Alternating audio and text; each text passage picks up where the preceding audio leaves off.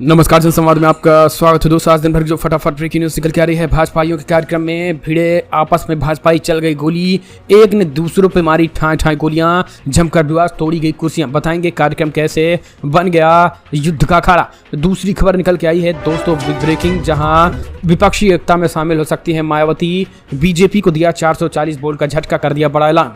तीसरी खबर मध्य प्रदेश में मामा के बुरे दिन शुरू। मध्य प्रदेश में भोपाल की सड़कों पे लगे 50% लाओ, फोन पे काम कराओ। जी हाँ, फोन पे 50% लाओ, काम कराओ। ये बड़ी खबर निकल के आई है भ्रष्टाचार को लेकर, जैसे 40% कर्नाटका की थी, यहाँ भी बताएंगे।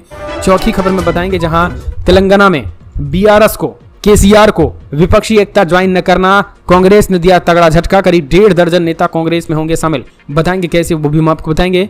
इस बीच अखिलेश और विपक्षी दलों के पीडीए ने क्या कुछ ऐलान कर दिया, वो भी हम आपको बताएंगे। इस बीच अरविंद केजरीवाल को कैसे कांग्रेस के साथ और महागठबंधन के साथ ना आना भारी पड़ेगा, वो भी हम आपको बताएंगे। लेकिन उससे पहले छोटा सा निवेदन, अगर आपने चैनल को भी सब्सक्राइब नहीं किया तो पल पल के अपडेट के लिए चैनल को आप सब्सक्राइब करें। दरअसल पहली बड़ी खबर निकल के आई है, आपको बता दें, बिहार में बीजेपी की कार्यक्रम में जमकर ठाए एक नेता ने दूसरे नेता को मार दी गोली। यूं भाजपा अपने को अनुशासन वाली पार्टी बताती रही है, लेकिन रविवार को बिहार के मधेपुरा में जो कुछ भी हुआ उसने भाजपा की कार्यशैली पे बड़ा सवाल खड़ा कर दिया है। पार्टी के प्रमुख जनों के सम्मेलन के एक भाजपाई ने दूसरे भाजपाई नेता को गोली मार दी। पुलिस ने आरोपी को गिरफ्तार कर लिया। घायल भाजपा नेता का इलाज कराया जा रहा है। आपको बता दें, इस बैठक में मुख्य अतिथि के रूप में डिप्टी सीएम और वरिष्ठ भाजपा नेता तारकेश्वर प्रसाद आने वाले थे। इसके अलावा पार्टी के अध्यक्ष नीरज कुमार बबलू समेत कई बड़े नेताओं का कार्यक्रम था, लेकिन गोलीबारी के कारण अफरा तफरी मच गई और फिर नीरज कुमार बबलू रास्ते से ही वापस लौट गए। तारकिशोर प्रसाद भी वापस लौट गए। दरअसल रविवार को बीजेपी की ओर से प्रबुद्ध जन सम्मेलन का आयोजन पूरे देश में किया गया था। कल मधेपुरा में भी यह आयोजन हुआ था, लेकिन यहाँ भाजपा के पुराने नेता नई पीढ़ी को पार्टी की विचारधारा से अवगत करा रहे थे। उन्हें दूसरी पार्टियों से अलग कैसे है बीजेपी वाले, इसका ज्ञान दे रहे थे। इसी दौरान अचानक मीटिंग में गोलीबारी घटना शुरू हो गई। जानकारी के मुताबिक मधेपुरा जिले के मुरलीगंज में भाजपा प्रबुद्धजनों की मीटिंग में इस दौरान भाजपा नेता पंकज पटेल ने अपनी लाइसेंसी पिस्टल से फायरिंग कर दी। इस दौरान पंकज पटेल की पिस्टल से निकली गोली संजय भगत की कमर में जा लगी और इन्हें आनंद फानन में मधेपुरा सदर अस्पताल भेज दिया गया। जानकारी मिली कि पंकज पटेल ने बैठक में कई राउंड गोलियां चलाई। सूचना मिलने पर मधेपुरा पुलिस आनंद फानन मौके पर पहुंची और पंकज पटेल को गिरफ्तार कर लिया। थानाध्यक्ष ने बताया, जिस व्यक्ति को गोली लगी है उन्हें सदर हॉस्पिटल में भर्ती कराया गया है। फिलहाल आरोपी को पकड़ लिया गया है और पूछताछ चल रही है। पुलिस पंकज की पिस्टल का लाइसेंस रद्द करने की अब कार्रवाई कर रही है। स्थानीय सूत्रों की माने तो जानकारी के अनुसार जदयू के कुछ नेताओं को पार्टी में लाने पर विवाद हुआ। कुछ नेता चाह रहे थे कि जदयू के कार्यकर्ताओं और स्थानीय नेताओं को तोड़कर बीजेपी में शामिल कराया जाए, लेकिन ये बात नहीं बनी और उल्टे फायरिंग की घटना शुरू हो गई। तो इस तरीके से जो है यहाँ सीधे तौर पर यह माहौल बन गया और अब बड़ी खबर ये निकल के आई है कि ठाए जो है वो हो गई। माहौल खराब होते ही जमकर आनंद आपस में ही भीड़ पड़े और कुर्सियों को तोड़ फोड़ कर कुर्सियां टूटी फूटी नजर आई। तो ये हालात है बीजेपी के कार्यक्रम के। अगली एक और अपडेट, भोपाल की सड़कों पर स्वराज के भ्रष्टाचार का इश्तेहार।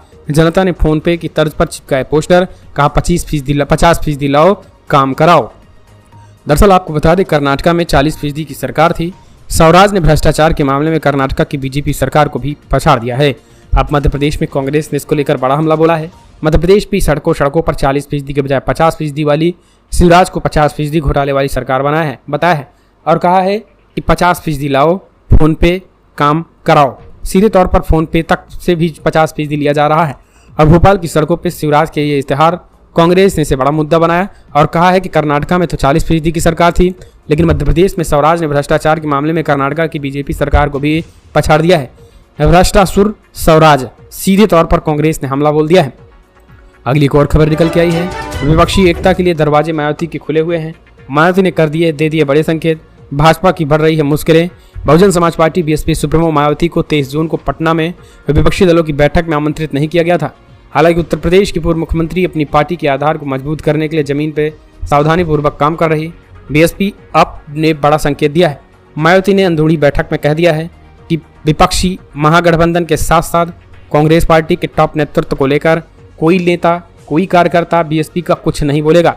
सीधे तौर पर अब इस ऐलान के बाद कहीं ना कहीं देखा जाए तो मुश्किल में फंसते नजर आ रही हैं बीएसपी सुप्रीमो मायावती ने बीजेपी को टेंशन दे दिया है।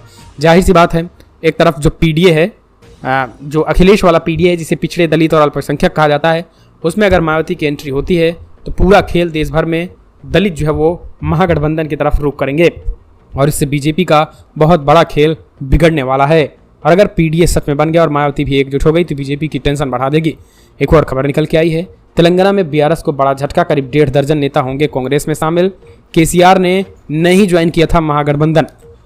चुनावी राज्य तेलंगाना में बीआरएस को अब बड़ा झटका लग गया है। केसीआर की पार्टी के करीब 1.5 दर्जन नेता सोमवार को कांग्रेस में शामिल होंगे। बीआरएस के बागी जुपल्वी कृष्ण राव और पूर्व सांसद पोंगुलेट्टी श्रीनिवास रेड्डी पार्टी में शामिल होने के लिए अपने फैसले की घोषणा करने से पहले सोमवार को नई दिल्ली में कांग्रेस नेता राहुल गांधी से मुलाकात करेंगे। बता दें, खम्मम में पूर्व सांसद पीएस रेड्डी, पूर्व मंत्री कृष्णा राव, एमएलसी दामोदर रेड्डी और 3-4 पूर्व एमएलए समेत करीब 1.5 दर्जन नेता दिल्ली में कांग्रेस का दामन थामेंगे।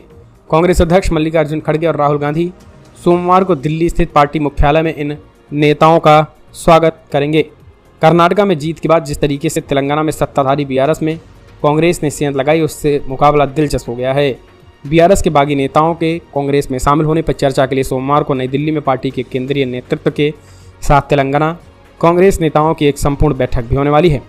केंद्रीय नेतृत्व ने अविभाजन, खम्मम और महबूब नगर जिले के प्रमुख नेताओं को भी बुलाया है।